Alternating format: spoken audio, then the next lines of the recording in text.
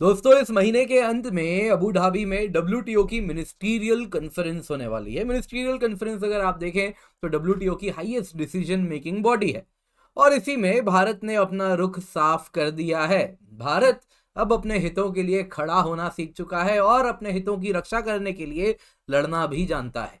India ने साफ साफ कह दिया है कि डब्ल्यूटीओ में एग्रीकल्चर सब्जेक्ट पर कोई भी चर्चा नहीं होगी जब तक फूड सिक्योरिटी के मुद्दे पर फाइनल फैसला ना हो जाए। दोस्तों, ये बड़ा इंपॉर्टेंट है। क्यों मैं कह रहा हूं ये इतना इंपॉर्टेंट है?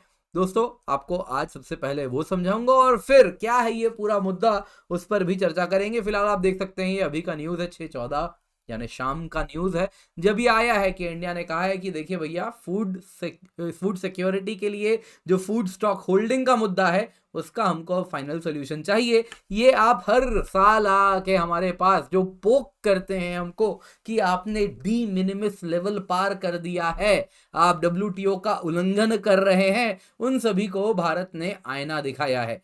क्या मैं कह रहा हूं मुझे मालूम है आपको। डी मिनिमिस लेवल क्या है, अग्रीमेंट ऑन एग्रीकल्चर क्या है, अलग अलग प्रकार के सब्सिडी क्या है, नहीं मालूम होगा तो घबराइएगा मत, अभी हम सब कुछ क्लियर करेंगे। पर सबसे पहले ये मुद्दा इतना सार्थक क्यों है? दोस्तों, हमें अपने इतिहास से सीखना होगा। यहाँ पे आप जो तस्वीर में व्यक्ति देख रहे हैं ये है लिंडन बी जॉनसन। ये यूएस के प्रेसिडेंट थे। दोस्तों, इनके अंतर्गत एक पीएल 480 अग्रीमेंट हुआ करता था, पब्लिक लॉ 480। अब दोस्तों, होता यूं था कि यूएस में बहुत ज्यादा सरप्लस व्हीट प्रोडक्शन होता था, गेहूं बहुत ज्यादा प्रोड्यूस किया जाता था। गेहूं भी अलग अलग क्वालिटी के होते थे, कुछ अच्छे क्वालिटी के होते थे तो कुछ पुअर क्वालिटी के, जहां पे क्लाइमेट एंड सॉइल फेवरेबल नहीं है वहां पे जो गेहूं प्रोड्यूस होता था वो उतनी अच्छी क्वालिटी का नहीं था। लेकिन उनकी सरकारें वो सारा गेहूं भी खरीदा करती थी, कारण था किसान को सपोर्ट करना है। अब दोस्तों, वो जो पुअर क्वालिटी का गेहूं होता था उनका जो यूएस का डिपार्टमेंट ऑफ हेल्थ था वो कहता था कि ये अनफिट है ह्यूमन कंजम्पशन के लिए। तो अधिकतम वो अगर आप देखें तो जानवरों को, मवेशियों को चारा के रूप में डिस्ट्रीब्यूट किया जाता था और उसमें भी जो सरप्लस बच जाता था उसको वो समुद्र से, जहाज से समुद्र में गिरा दिया करते थे। तब अमेरिका में अगर आप देखें तो उनको एक नया तरीका समझ आता है। 60s की बात होती है, नए नए देश आज़ाद हो रहे होते हैं।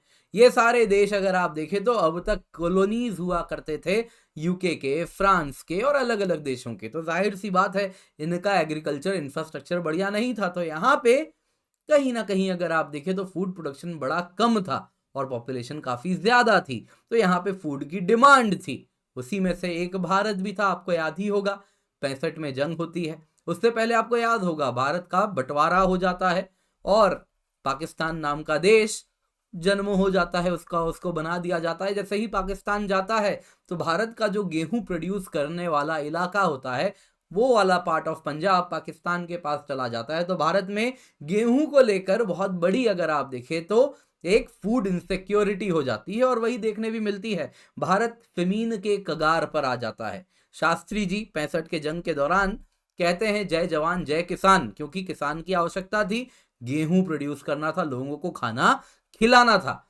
लेकिन फिर आप तो जानते ही उनकी मृत्यु हो जाती है और फिर इंदिरा गांधी आती हैं। जब इंदिरा गांधी जी आती हैं तो उसके सामने लिंडन जॉनसन साफ साफ कह देता है, 1966 की बात होती है, जिसमें पीएल 480 के बारे में आप देख सकते हैं दोस्तों, यूएस डिपार्टमेंट ऑफ स्टेट की वेबसाइट में फूड एड पॉलिटिक्स की मैं बात कर रहा हूं, उन्होंने क्लियरली ये लिखा है। जॉनसन साफ साफ कह देता है भारत को कि आपके यहां जो फेमीन एड हम दे रहे हैं, यानी भुखमरी से लड़ने के लिए जो एड दे रहे हैं, इसको हम लिमिटेड बेसिस पर देंगे, रोक भी सकते हैं अगर आप हमारे टर्म्स फॉलो ना करें। टर्म्स क्या होता है? एक अच्छी बात कहते हैं कि आप एग्रीकल्चरल रिफॉर्म्स करेंगे सो दैट आपका एग्रीकल्चर इंप्रूव करे।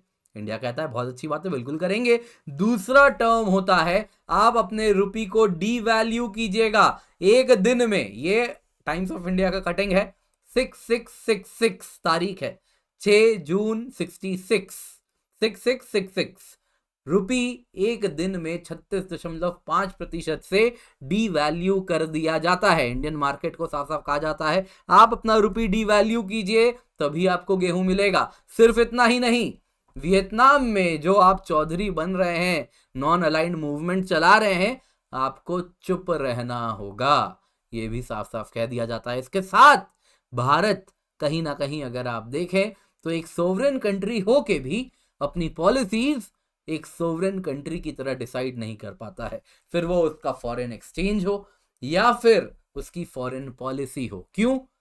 खाना नहीं था। इंदिरा गांधी जी को कहा जाता है अरे हम तो घास खाएंगे।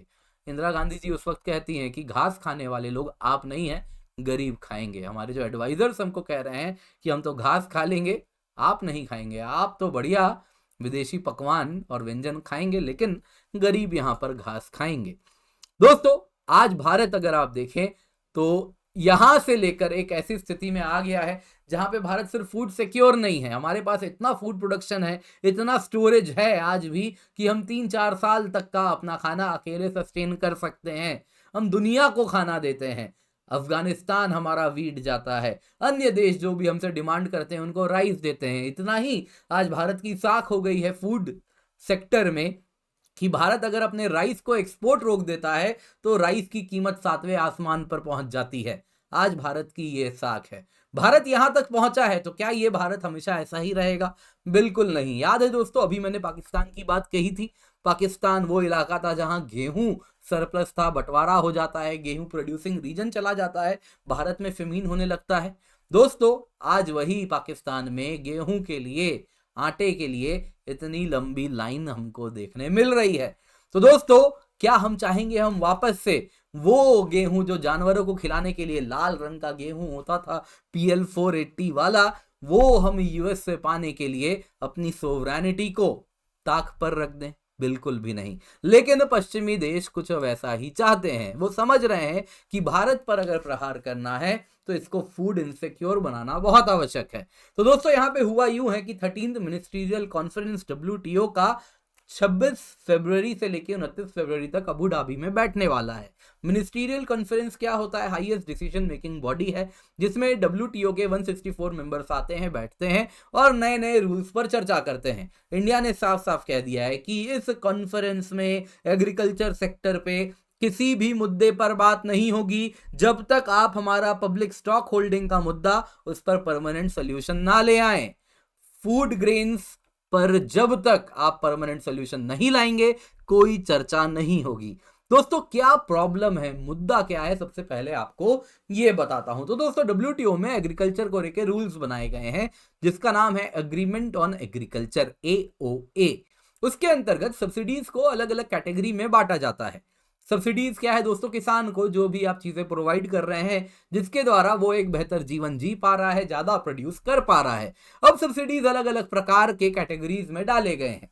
एक सब्सिडी हो गया जिसको ग्रीन बॉक्स सब्सिडी कहते हैं। ये वो सब्सिडी है जिसमें अगर आप देखें तो किसान को इररिस्पेक्टिव ऑफ द फैक्ट वो कितना प्रोड्यूस कर रहा है, वो 1 टन प्रोड्यूस करे, 2 टन करे, 5 हेक्टेयर जमीन हो, 10 हेक्टेयर जमीन हो, वो किसान है तो उसको पैसा मिलेगा। जैसे PM किसान सम्मान निधि, हर साल किसान को 6,000 रुपया दिया जाता है। तो इस प्रकार की सब्सिडी को ग्रीन बॉक्स सब्सिडी में डालते हैं। वैसे ही एक सब्सिडी होता है ब्लू बॉक्स सब्सिडी। दोस्तों, ये क्या है? बेसिकली ट्रैफिक के रंग पे बनाया गया है। ग्रीन, एम्बर, रेड नहीं है एग्रीकल्चर में, बाकी सब में रेड भी आपको देखने मिलता है। ब्लू बॉक्स सब्सिडी क्या हो गया? यूरोपियन यूनियन में अधिकतम देखने मिलता है, जिसके अंतर्गत क्या किया जाता है, जो पेमेंट किया जाता है किसान को, वो अगर आप देखें तो पर लैंड के साइज पे दिया जाता है। अब उस लैंड में अगर 1 हेक्टेयर की जमीन है उसमें वो कितना भी प्रोड्यूस कर ले, 100 क्विंटल करे, 1000 क्विंटल करे, उसकी मर्जी, लेकिन लैंड इतना तो इतना आपको पैसा दिया जाएगा। या फिर आपके पास अगर 100 जानवर हैं तो आपको इतना पैसा मिलेगा। तो इस प्रकार के सब्सिडी को ब्लू बॉक्स सब्सिडी में डाला जाता है। वैसे ही तीसरा सब्सिडी एक है जिसको हम कहते हैं आर्टिकल 6.2। आर्टिकल 6.2 क्या हो गया दोस्तों? वो किसान जो कि मान लीजिए अफगानिस्तान में है, जो कि ओपियम प्रोड्यूस कर रहा है, इलीगल नारकोटिक्स क्रॉप है, लेकिन अपने आप को सपोर्ट करने के लिए वो म्यांमार का किसान या अफगानिस्तान का किसान वो अफीम उगाता है, तो उसको सही रास्ते पे लाने के लिए जो गवर्नमेंट सपोर्ट करेगी वो आर्टिकल 6.2 में जाता है। तो green box subsidy, blue box subsidy, article 6.2, इसमें सरकार जितना चाहे उतना सब्सिडी दे सकती है, कोई लिमिटेशन नहीं है। WTO ने साफ साफ कहा है इसमें कोई रिडक्शन करने की आवश्यकता नहीं है, लेकिन इनके सिवा और कोई सा भी सब्सिडी एम्बर बॉक्स के कैटेगरी में जाएगा। एम्बर क्या होता है दोस्तों? कलर है। जैसे ट्रैफिक सिग्नल पे आपने देखा है, रेड के बाद जब ग्रीन होता है तो बीच में वो जो कलर बत्ती होती है, कलर है, उसको एम्बर कलर कहते हैं। या फिर रेड सिग्नल है, ग्रीन सिग्नल है, रेड होने वाला है तो 3 सेकंड के लिए वो जो रंग होता है बीच का, उसको एम्बर कलर कहते हैं। तो इसी नाम पे एम्बर बॉक्स सब्सिडी है। इसका एग्जाम्पल क्या हो गया?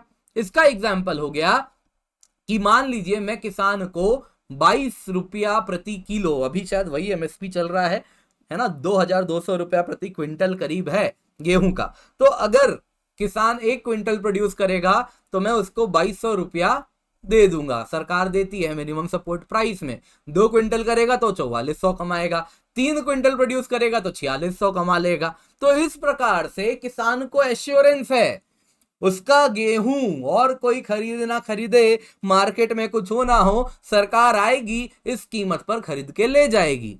तो किसान को क्या होगा? इंसेंटिव मिलेगा, वो और ज्यादा गेहूं प्रोड्यूस करेगा। वैसे ही सरकार कहेगी ये गेहूं के लिए नहीं, मैं आपको पैडी धान के लिए भी दूंगा, तो वो और ज्यादा धान उगाएगा और धान के लिए भी उसको सरकार का एश्योरेंस मिलेगा। तो इससे डब्ल्यूटीओ का कहना है कि आप आर्टिफिशियली इस प्रकार के सपोर्ट के द्वारा एग्रीकल्चरल प्रोडक्शन बढ़ा रहे हो, और जब आप इतना ज्यादा प्रोड्यूस करोगे तो आप इंटरनेशनल मार्केट को अपने तरीके से, उसमें जो कीमत चल रही है उसको बदल सकते हो, किसी दूसरे देश में डंपिंग कर सकते हो और कहीं पर आप अपना सामान पहुंचा सकते हो। तो ये गलत है, आप ट्रेड को डिस्टॉर्ट करते हो जब आप एम्बर बॉक्स सब्सिडी देते हो। तो उसका कहना है कि एम्बर बॉक्स सब्सिडी को डी मिनिमिस लेवल पर रखना है। डी मिनिमिस का मतलब न्यूनतम, ज्यादा सब्सिडी नहीं देना। जैसे मिनिमम सपोर्ट प्राइस, ये उस प्रकार का सब्सिडी है जिससे प्रोडक्शन क्वांटिटी बढ़ सकती है। तो इस प्रकार का सब्सिडी किस कैटेगरी में गया? Amber box. इसको किस में रखना है? De minimis level. अब डी मिनिमिस लेवल अलग अलग देशों के लिए अलग अलग प्रकार से होता है। डेवलप्ड इकोनॉमी के लिए डी मिनिमिस लेवल जो भी टोटल प्रोडक्शन है, मान लीजिए यूएस में टोटल एग्रीकल्चर का, अगर मैं वीट का बात करूं तो मान लीजिए वो वीट प्रोड्यूस करता है $50 बिलियन का। तो वो $50 बिलियन का यदि वीट प्रोड्यूस कर रहा है तो उसकी जो सब्सिडी जा रही है वो 5% ऑफ प्रोडक्शन से अधिक नहीं हो सकती, यानी $2.5 बिलियन से अधिक सब्सिडी वो नहीं दे सकता। लेकिन अगर भारत है जो कि डेवलपिंग इकोनॉमी है, वो $50 बिलियन का अगर गेहूं प्रोड्यूस करता है तो उतना 50 बिलियन प्रोड्यूस करने के लिए वो 10% ऑफ द प्रोडक्शन वैल्यू यानी $5 बिलियन का सब्सिडी दे सकता है। इतना तक अलाउड है। इससे ज्यादा अगर आप सब्सिडी देके प्रोड्यूस करवा रहे हो तो मतलब कि आप ट्रेड को डिस्टॉर्ट कर रहे हो, बदल रहे हो, आर्टिफिशियली चेंज कर रहे हो। तो यही इश्यू है। अब इंडिया क्या है दोस्तों, अगर आप देखें तो इस मुद्दे को उठाया, जब ये डिस्कस हुआ तो इंडिया ने कहा कि देखो भाई ये सब नहीं चलेगा, तुम इस प्रकार से इंडिया के फूड सब्सिडी प्रोग्राम को इस प्रकार से टारगेट कर रहे हो। क्योंकि जब हम किसान को पब्लिक डिस्ट्रीब्यूशन सिस्टम के अंतर्गत अगर आप देखें तो ये पूरा सिस्टम कैसे काम करता है। किसान है वो क्या करता है, सरकार उससे ग्रेन्स खरीदती है, फूड कॉर्पोरेशन ऑफ इंडिया जाता है, उससे फूड खरीदता है, गेहूं हो सकता है, चावल हो सकता है, बदले में किसान को क्या देता है? मिनिमम सपोर्ट प्राइस देता है। ये मिनिमम सपोर्ट प्राइस अगर आप देखें तो यहां से खरीद के किसान के पास तो एमएसपी गया, किसान को एश्योरेंस है, दाम कहीं भी चली जाए सरकार तो एमएसपी पे खरीदेगी ही। इसके बाद अगर आप देखें तो यही फूड कॉर्पोरेशन ऑफ इंडिया क्या करता है, ये जो गेहूं खरीदा या चावल खरीदा इसको खरीद के स्टेट्स को बेचता है और स्टेट्स इसको सेंट्रल इश्यू प्राइस जो भी कीमत होती है वो दे देती है फूड कॉर्पोरेशन ऑफ इंडिया को। और यही स्टेट्स अगर आप देखें तो फेयर प्राइस शॉप में इसको डिस्ट्रीब्यूट करती है पब्लिक डिस्ट्रीब्यूशन सिस्टम के द्वारा। आप देख सकते हैं मिड डे मील स्कीम में यही गेहूं या यही चावल जाता है। वैसे ही नेशनल फूड सिक्योरिटी एक्ट में 80% लोगों को कवर किया गया है तो यही गेहूं यही चावल जाता है। तो सरकार का कहना था कि अगर आप हमारे मिनिमम सपोर्ट प्राइस पर रोक लगा दोगे या फिर किसान को अन्य प्रकार की हम सब्सिडी देते हैं, बिजली में, फर्टिलाइजर में, इन सब में अगर आप रोक लगवाओगे तो हमारा फूड सिक्योरिटी खतरे में आ जाएगा, ये तो हम नहीं होने देंगे किसी भी हालत में।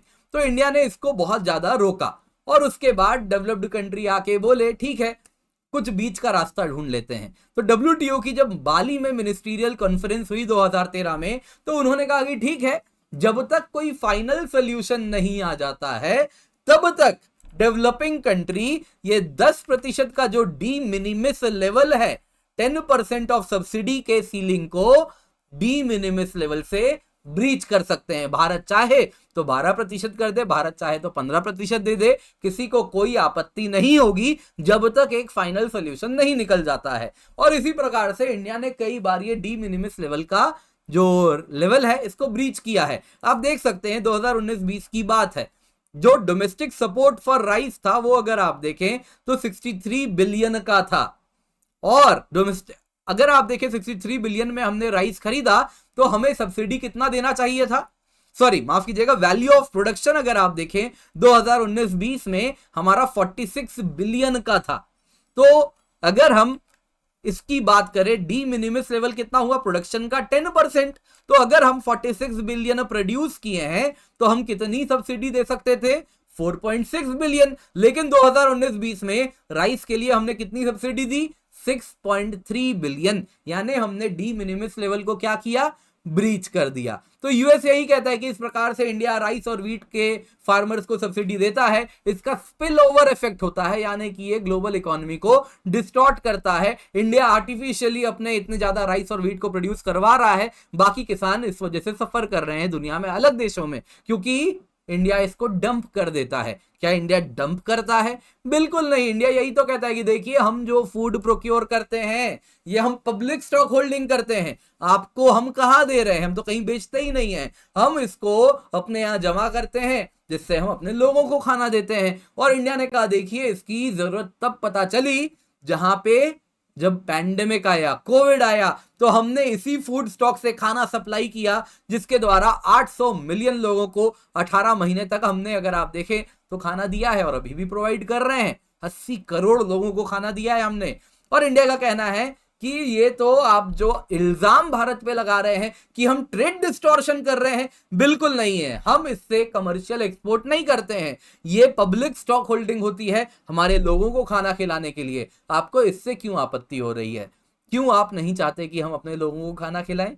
यही बात यहां पर पूछी जा रही है। तो दोस्तों यहां पे इंडिया ने वेस्ट को अपोज करने के लिए एक 80 WTO कंट्रीज का ब्लॉक बना के रखा है एग्रीकल्चर सेक्टर पे, जिसमें इंडोनेशिया भी है, चाइना भी भारत के साथ है, अफ्रीकन ग्रुप है। इन टोटल 6.6 बिलियन लोग, उनका देश भारत के साथ है, जो कि 80% है ग्लोबल पॉपुलेशन का, वो भारत के साथ जुड़ा है जो वेस्ट को अपोज कर रहा है। तो यहां पे लाइकली सोल्यूशन क्या हो सकता है? देखिए दोस्तों 2013 में बाली पीस क्लॉज तो आया था, डेवलप्ड मेंबर्स ने प्रॉमिस भी किया था कि एक फाइनल सोल्यूशन निकालेंगे। और ऐसा नहीं, बाली में भारत जितनी बार मिनिस्ट्रियल कॉन्फ्रेंस होता है उतनी बार उनसे बुलवाता है कि हाँ सबसीक्वेंट कॉन्फ्रेंसेस में भी हाँ फाइनल सोल्यूशन निकलेगा। भारत इस बार भी वही कह रहा है। इंडिया ने साफ साफ कह दिया है कि देखिए जो मेजर्स हम पुअर फार्मर्स को देते हैं, जो सपोर्ट हम गरीब किसान को देते हैं, फिर वो बिजली में हो, है ना, बिजली दी जा रही है, इरिगेशन के लिए जो सुविधाएं दी जा रही हैं, फर्टिलाइजर दिया जा रहा है, डायरेक्ट ट्रांसफर किया जा रहा है पीएम किसान सम्मान निधि के जैसा, पब्लिक डिस्ट्रीब्यूशन सिस्टम के लिए अगर आप देखें तो जो हम मिनिमम सपोर्ट प्राइस दे रहे हैं, ये सब नॉन नेगोशिएबल है।